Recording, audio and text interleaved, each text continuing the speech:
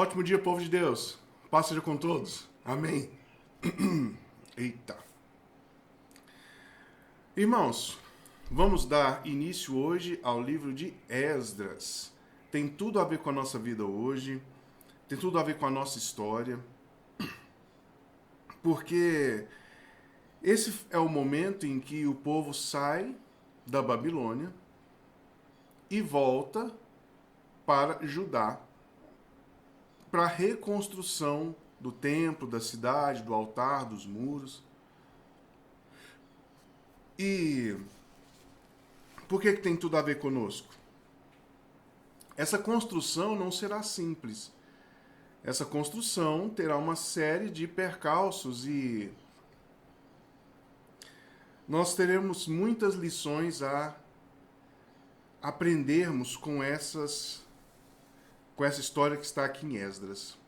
Então, em nome de Jesus, toda atenção,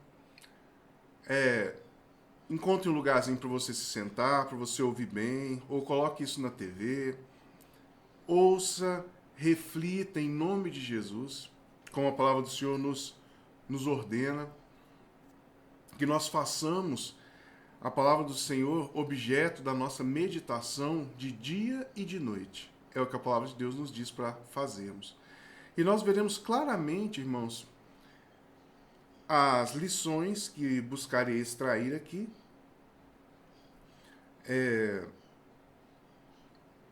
acontecendo nas nossas vidas. Mande esse vídeo a outras pessoas. Oremos em nome de Jesus.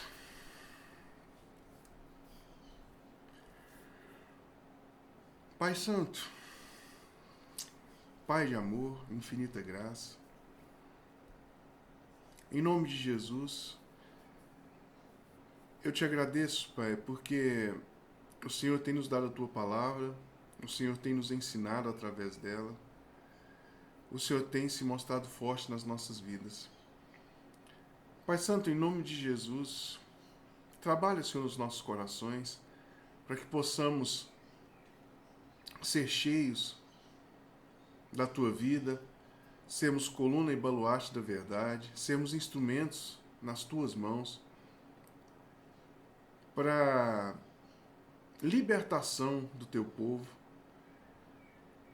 Pai, dá-nos sabedoria, dá-nos conhecimento, dá-nos interesse, Pai. Eu te peço em nome do Senhor Jesus. Senhor, abençoa a vida de cada um, que essa palavra possa somar. Ajuda-nos, Senhor, na nossa incredulidade. Ajuda-nos, Senhor, no nosso... tantas vezes, o nosso interesse por aquilo que não é Teu, a nossa abertura para aquilo que não é do Senhor, que não pertence a Ti. Tira de nós, Pai. Eu te peço em nome do Teu Filho Jesus. Amém. Vamos lá. Esdras, capítulo 1, versos de 1 a 3. Então, irmãos, nós vimos no final do livro de Reis, Segunda Reis, e no final de Segunda Crônicas, que o povo é levado cativo à Babilônia. E Jerusalém, Judá, é totalmente destruída. O templo, eles colocam fogo. Não foi isso que nós vimos?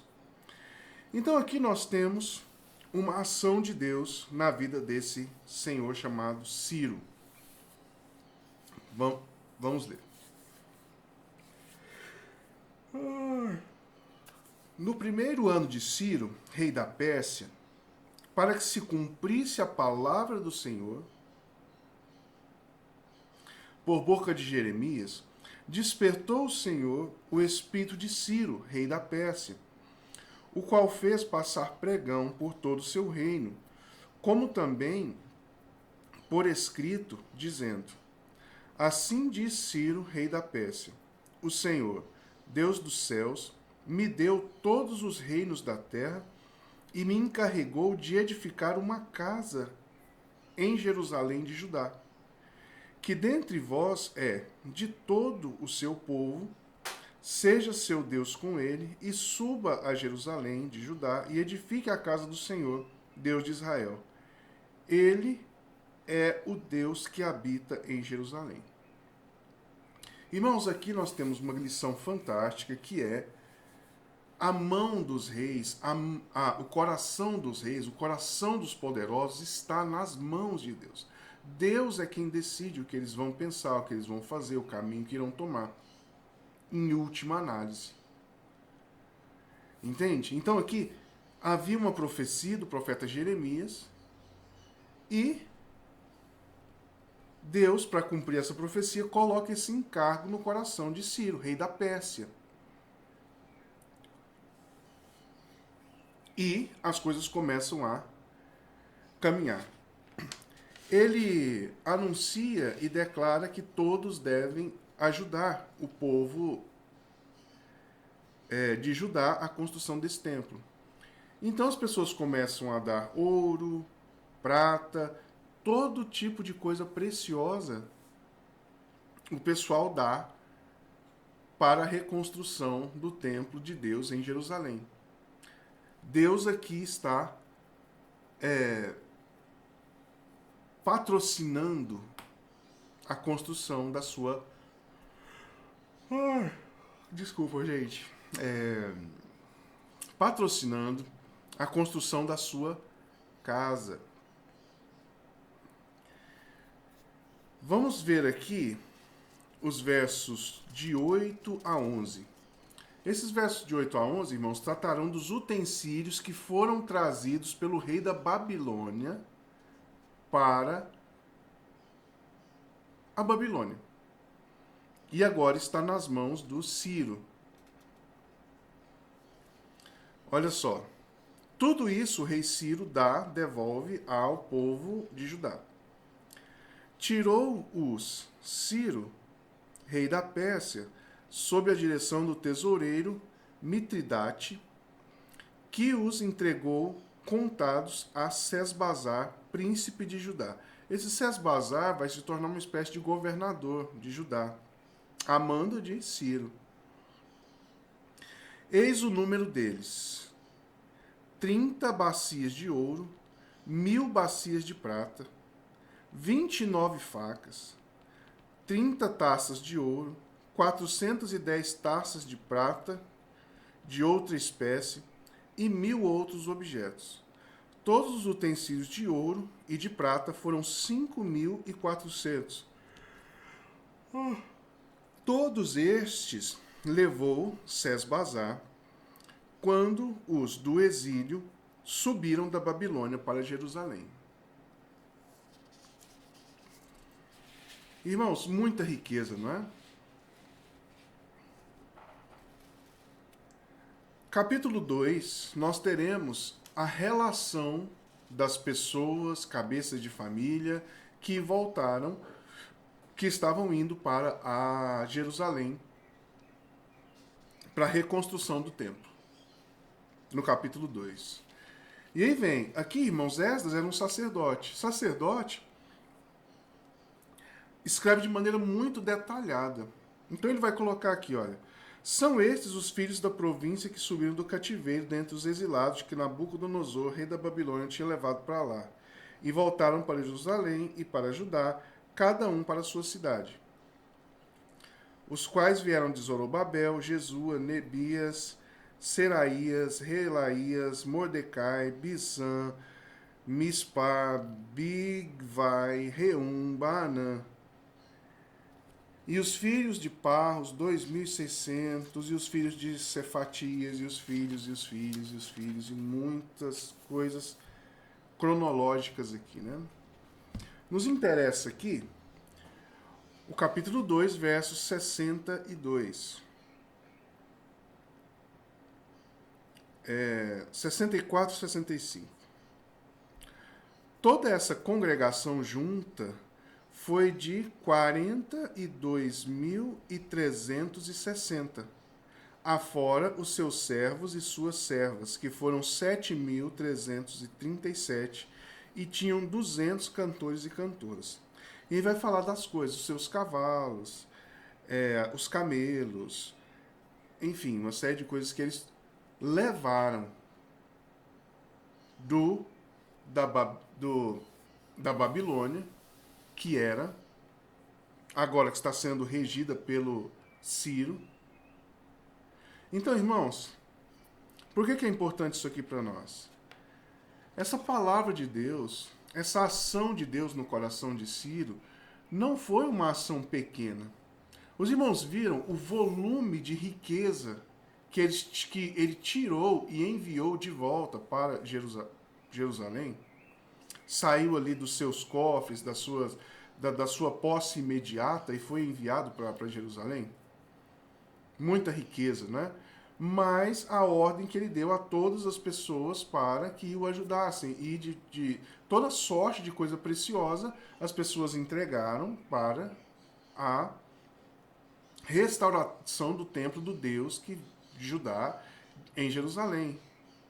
E agora nós vemos o número de pessoas que estão saindo ali das suas imediações, que eram servos, escravos, de toda sorte de escravos. Nós vamos ver, irmãos, que aqui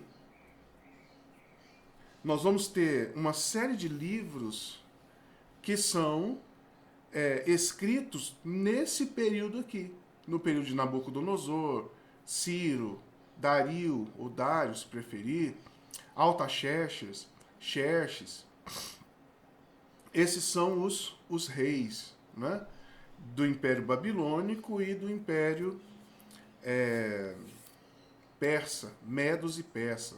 Temos os reis Medos. Então nós temos Esdras, Neemias, Daniel, Esther. Nós temos uma série de livros que vão relatar esse período aqui, estão dentro desse período. Então, voltemos para o nosso ponto aqui. Então foram cerca de 47, 48 mil pessoas que foram para Jerusalém. Então, quando Deus decide agir, irmãos, é poderoso. Glória a Deus por isso. Confiemos nisso. Vamos lá. No capítulo 3, porque aqui, irmãos, vai continuar a mesma estruturação de cabeças de família e utensílios e gados e essas coisas que eles levaram. Capítulo 3, nós temos o levantamento do altar. Irmãos, isso aqui é extremamente importante para nós. Vamos lá. Capítulo 3, versos 2 a seguir. Levantou-se Jesua, filho de Josadaque, e seus irmãos sacerdotes, e Zorobabel, filho de Sealatiel, e seus irmãos, e edificaram o altar do Deus de Israel. Então a primeira coisa que eles fizeram ao chegarem em Jerusalém, ao chegarem em Judá, foi edificar o altar. O que acontecia nesse altar? Vamos lá.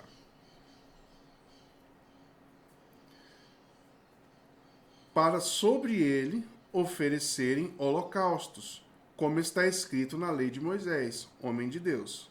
Olha a lei de Moisés aqui de novo. Verso 3. Firmaram o altar sobre suas bases e, ainda que estavam sob o terror dos povos de outras terras, ofereceram sobre ele holocaustos ao Senhor de manhã e à tarde. Celebraram a festa dos tabernáculos, como está escrito, e ofereceram holocaustos diários, segundo o número ordenado de cada dia. E depois disto, o holocausto contínuo e os sacrifícios das festas de lua nova e de todas as festas fixas do Senhor, como também os que traziam ofertas voluntárias ao Senhor. Desde o princípio do dia 7º do mês, começaram a oferecer holocaustos ao Senhor, porém ainda não estavam postos os fundamentos do templo do Senhor. Irmãos, isso aqui é caríssimo para nós. O ponto que eu quero ressaltar aqui é ainda, verso 3, firmaram o altar sobre suas bases e, ainda que estavam sob o terror dos povos de outras terras, em resumo, decidiram tomar a palavra de Deus e caminhar em conformidade com ela. Irmãos, tantos de nós, quando nós estamos com medo, a primeira coisa que nós fazemos não é o altar. É estabelecermos algum tipo de conchavo, é estabelecermos muros, modos de proteção. Depois a gente vê o altar para oferecer holocaustos, para cumprir os sacrifícios que devem ser cumpridos, para fazer o que deve ser feito diante de Deus, segundo o que a palavra de Deus nos ordena fazer. Sendo mais simplista ainda, eu estou sob o terror da política. Nossa, a política vai acabar comigo. O que eu faço? Eu vou para o altar e cumpro as coisas como devem ser, conforme a palavra de Deus me manda fazer, ou eu me protejo primeiro? Nós vimos aqui que eles, ainda sob o terror das outras terras, irmãos, eles estavam com riquezas e riquezas nas mãos. Aqui, irmãos, haviam passado décadas do Império Babilônico para cá, nós temos décadas se passaram. Entre 5 e 7 décadas. Aqui não haviam guerreiros, não era assim. E havia o terror das terras em torno, que poderiam ir contra eles e roubá-los e fazer o que quer que seja, contrários a eles. Mas eles decidem fazer o que Deus mandou em primeiro lugar. Então, eles vão cumprir tudo o que Deus mandou antes de buscarem algum tipo de proteção. Sabe, irmãos, que o Senhor nos ajude com respeito a isso, porque a proteção que existe para nós,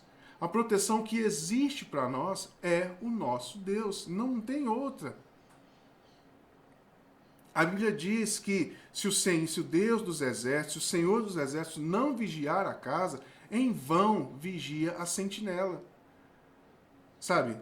A pessoa fica ali vigiando e faz toda aquela análise, faz todo aquele escrutínio para saber onde que está o ponto, onde que está o erro, como que eu vou desenvolver minha vida. Irmão, se Deus não agir, se Deus não fizer, tudo isso é em vão. Que o Senhor nos ajude a termos uma postura igual a essa daqui. Firmaram o altar sobre suas bases, e ainda que estavam sob o terror dos povos de outras terras, ofereceram sobre eles holocaustos ao Senhor de manhã e à tarde. Celebraram a festa dos tabernáculos. Sabe? Ao invés de se proteger, ao invés de levantar rapidamente um muro, uma casa, eles vão fazer festa de tabernáculo e vão se alegrar diante do Senhor. E aí? Qual é a nossa postura? Que confiemos no Senhor, irmãos. Nós não temos outra segurança. De verdade, não temos. Licença.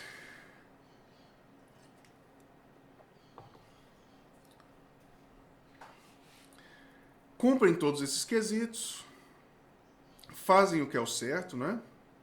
E constituem levitas. Pegam os levitas novamente,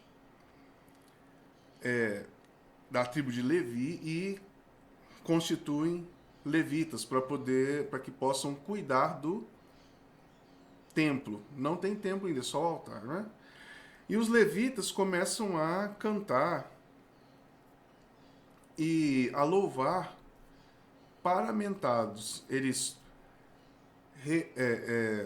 retomam a liturgia, fazem as roupas e voltam a e começam a estabelecer uma liturgia e eles cantam e eles cumprem todo o ritual que deveria ser cumprido, né? Você está em um lugar sob o medo dos povos, você vai construir uma roupa para poder ficar agradando a Deus? Ou você vai se proteger? Você tem um número de animais. Você vai pegar esses animais e vai cortar o pescocinho deles e vai oferecer a Deus? Ou você vai usar esses animais para cuidar do campo? E aí, irmãos? Sabe? Eu queria muito que isso ficasse muito frisado na nossa mente. Porque nós tendemos a proteger as coisas ao invés de nos entregarmos ao Senhor e cumprirmos o que Deus mandou fazer. Não é? Então vamos lá. E os sacerdotes cantavam, os levitas cantavam: Deus é bom, Ele é bom, a sua misericórdia dura para sempre. Vamos ver aqui os versos 12 e 13. Porém, muitos dos sacerdotes e levitas e cabeças de família, já idosos, que viram a primeira casa, a casa que foi destruída lá quando o povo foi levado à Babilônia, tá? Choraram em alta voz quando à sua vista foram lançados os alicerces da casa. Muitos, no entanto, levantaram as vozes com gritos de alegria, de maneira que não se podia discernir as vozes de alegria das vozes do choro do povo, pois o povo jubilava com tão grandes gritos que as vozes se ouviam de muito longe. Irmãos, aqui nós temos uma coisa assim que nós devemos ter muita atenção, mais uma vez.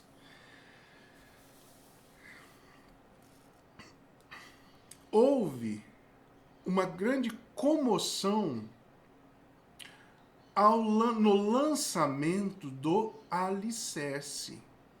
No lançamento do alicerce. As bases, a estrutura fundamental do templo. Nas nossas construções, irmãos, sejam elas construções de vida, sejam elas construções físicas mesmo, quando é que nós nos alegramos verdadeiramente? Quando é que nós chamamos as pessoas para poder assistir? Para poder ver a nossa conquista? Para poder ver as nossas construções? Quando é que o nosso coração se enche de gozo? Irmãos, nós precisamos inverter isso aí. Porque eu tenho certeza que a sua resposta foi: quando eu termino a casa, quando eu giro a chave e entro naquela casa com cheiro de nova, é o momento em que eu contemplo a conquista e eu chamo as pessoas e o meu coração se enche de alegria, o coração dos meus se enche de alegria. Então você olha e, nossa, olha minha casa, olha que teto, olha que estrutura, olha que piso, olha... Mas aqui não. Os irmãos se lembram quando Salomão constrói esse templo? A suntuosidade de ouro, de tudo quanto os irmãos imaginarem, que nós já vimos. Não seria o momento desse povo esperar e se alegrar depois? Mas não, eles estão se alegrando pelo fundamento, pelas fundações do templo. Irmãos, pergunto para você, qual é o fundamento da sua vida? Você está alegre? Você de fato observa, avalia os fundamentos que você está colocando na sua construção de vida? Ou você está só vislumbrando, só observando uma possível construção futura? Para simplificar, familiar. Você está atento aos fundamentos que você está colocando no seu filho de 2 anos de idade? Você está efusivamente alegre e feliz? Seu filho de 3 anos de idade, 5 anos de idade, quando ele completar 7 anos de idade, ali, irmãos, está uma parte do fundamento que está consolidado. Dificilmente você vai movimentar esse fundamento. Você está feliz, você está repleto. Ou você vai esperar ele se formar em uma faculdade nos Estados Unidos para depois você se alegrar? Irmãos, aqui tem uma lição preciosa para nós. Se nós não nos atentarmos aos fundamentos, se nós não nos alegrarmos efusivamente ao fundamento, com respeito às fundações, irmãos, posteriormente a nossa construção irá cair. Eu não posso estar fixado nas perfumarias. Essa casa aqui, por exemplo, irmãos, a beleza dessa casa verdadeiramente está nas suas fundações. Aqui está a estrutura bruta que sustenta a cerâmicazinha, sabe? Sabe aquela tampinha de tomada, corzinha de madeira, sabe? Ou pretinha. Irmãos, a força, a beleza não está nessa tomadinha. Precisa estar nos fundamentos. Sem o fundamento, vai dar tudo errado. E a nossa construção na casa de Deus? As igrejas hoje, como estão? Estão lindas, maravilhosas. Não estão? A maioria delas? Luzes para todo lado, instrumentistas muito bons, músicas e prancha de skate e departamento. Cada departamento que você entra é uma maravilha, são enormes, são maravilhosos. E o fundamento? O fundamento é a palavra de Deus. Existe alegria verdadeira nesse fundamento? Irmãos, avalie a sua vida, de verdade. Nós estamos vendo a história aqui. Nós vimos que ao invés de se protegerem, o que eles fizeram? Cumpriram o que Deus mandou através de Moisés. Não é? Eles poderiam fazer outros usos com os animais, com tudo, outros usos. Aqui nós estamos vendo uma alegria efusiva, uma comoção nos sentimentos por causa dos alicerces, dos fundamentos. Verso 13. De maneira que não podia discernir as vozes de alegria das vozes do choro do povo, pois o povo jubilava com tão grandes gritos que as vozes se ouviam de muito longe. Irmãos, quando você olha para o seu filho, você está jubilando com grandes gritos? Quando você olha para o fundamento da congregação onde você congrega, quando você olha para o fundamento dessa congregação, ainda que ela não tenha paredes lindas, ainda que ela não tenha nada disso ainda, você está feliz, repleto, alegre com aqueles fundamentos que estão sendo colocados? Precisa estar. Não vá pela aparência da roupagem final. O que mais eu vejo são pessoas formadas, diplomadas, que são corruptas. O que mais eu vejo são congregações lindas, com iluminações fantásticas, com aquela perfumaria, aquela coisa assim totalmente, digamos, desnecessária. Assim, perfeito, tudo funciona excelentemente. Músicos excelentes. Mas o que falta? Palavra de Deus. Não tem fundamento. Irmãos, observemos as fundações. Observemos os fundamentos das nossas construções, seja ela qual for.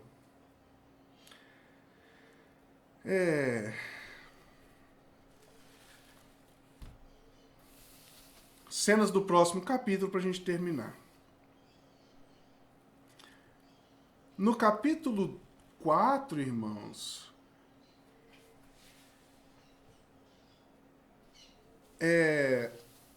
sabe quem vem tentar ajudar o povo na construção do templo? Os seus inimigos. Os inimigos vieram ajudar na construção do templo. O que os irmãos acham disso? Bom ou ruim? Domingo que vem a gente vê isso. Pai, em nome de Jesus, muito obrigado, Senhor, porque o Senhor nos mostra onde devemos olhar, como devemos olhar, o caminho que devemos caminhar. Muito obrigado, Senhor. Pai Santo, em nome de Jesus, eu te peço, abençoa, Senhor, o almoço de cada um, abençoa, Senhor, a tarde, abençoa a nossa reunião à noite, que seja bênção, que o Senhor seja glorificado em tudo. Senhor, dá-nos vida e vida com abundância, nos termos do Senhor. É o que nós te pedimos essa manhã, em nome de Jesus. Amém. Irmãos, muito obrigado, Jesus abençoe. Chame mais alguém para ir na reunião à noite, tá bom? Com Deus, abraço.